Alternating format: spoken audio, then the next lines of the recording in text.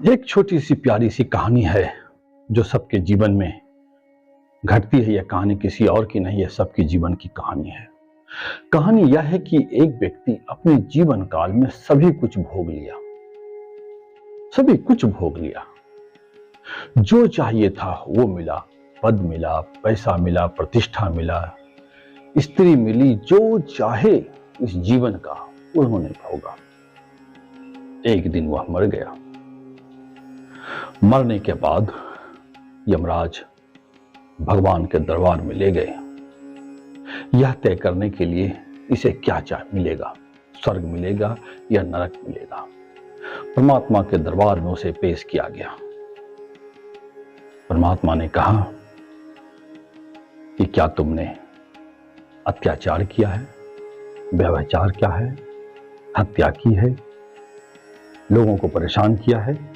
उन्होंने कहा हाँ, परेशान किए हैं। यह सुनते के साथ ही परमात्मा के पसीने उतरने लगे। यह कैसा आ गया है व्यक्ति जो निडर होकर यह कह रहा है कि हाँ मैंने किया। परमात्मा परेशान हुआ, बोला कि तो फिर तुमको नरक मिलेगा। तो वह व्यक्ति बोला मैं तो पूरा जीवन काल में ही नरक में रहा, अब उससे ज्यादा नरक तो हो ही नहीं सकती है। आप मुझे नरक भेज ही नहीं सकते हैं, क्योंकि उससे ज्यादा नरक कोई और नहीं है। परमात्मा फिर हैरान हुआ, फिर परेशान हो गया कि ये तो पहला ऐसा व्यक्ति है जो इस प्रकार का उत्तर दे रहा है। अब तक तो जितने लोग आए वह सब गिड़गिड़ाते हुए आते थे कि मुझे क्षमा कर दीजिए, मुझे स्वर्ग भेज दीजिए।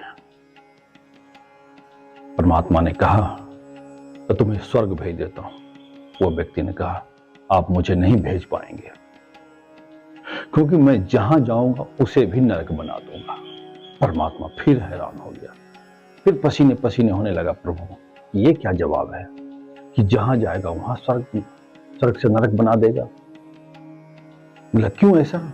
बोले मैं जहां जाता हूं वहां अच्छा भी सब बुरा हो जाता है, इसलिए आप वहां भेज नहीं सकते मुझे, क्योंकि मैं वहां भी नरक बना दूंगा। परमात्मा हैरान हुआ और तब से लेके आज तक उस अदालत में यह फैसला नहीं हो पाया है कि उसे स्वर्ग भेजा जाए या नरक भेजा जाए। कहानी सिर्फ सिंबॉलिक है, लेकिन यह सबके जीवन में घटित होती है। यानी हम जो चाहते हैं वही बन पाते हैं। यदि हम अपने जीवन में नरक को पैदा करते हैं तो नरक ही बन जाते हैं।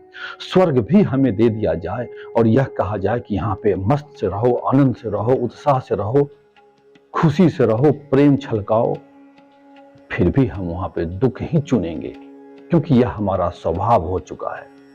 हम पल पल सुख की जगह दुख ही चुनते हैं, क्योंकि मजा आता है उसमें। आप सुख चुनते ही नहीं है, क्योंकि सोचते ही नहीं है कि मुझे सुखी होना है। बहुत गौर से देखिए, बहुत अंदर में हर चीज में डिमांड है, हर चीज में मांग है।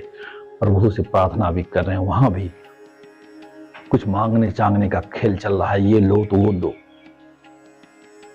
यानी हम हमेशा इतने दुखी हैं। दुखी व्यक्ति ही तो मांगता है, जो सुखी व्यक्ति है वह दाता बनता है, देता है, वह लेने का काम नहीं करता है। वह हमेशा देगा लोगों को कि जो है ले लो, सब वही दाता है। इसीलिए तो परमात्मा को हम लोग दाता कहते हैं। वह सब कुछ लुटा देता है हम पर, लेकिन उस लुटाने के बाद भी उसका कुछ खाली नहीं होता है। इसलिए वह सुखी है और महासुख के सागर में वह बैठा हुआ है। और हम इसलिए दुखी हैं क्योंकि हम हमेशा याचक की भूमिका में रहते हैं, मांगने की भूमिका में रहते हैं, और इसके कारण से हमारा संसार नरक बन जाता है। आप कोशिश कीजिए कुछ देने की, कुछ फेंकने की, कुछ लुटाने की, उसके बाद देखिए कि आपके जीवन में किस प्रकार के क्रांति घटित होते हैं जो पहले शायद नहीं।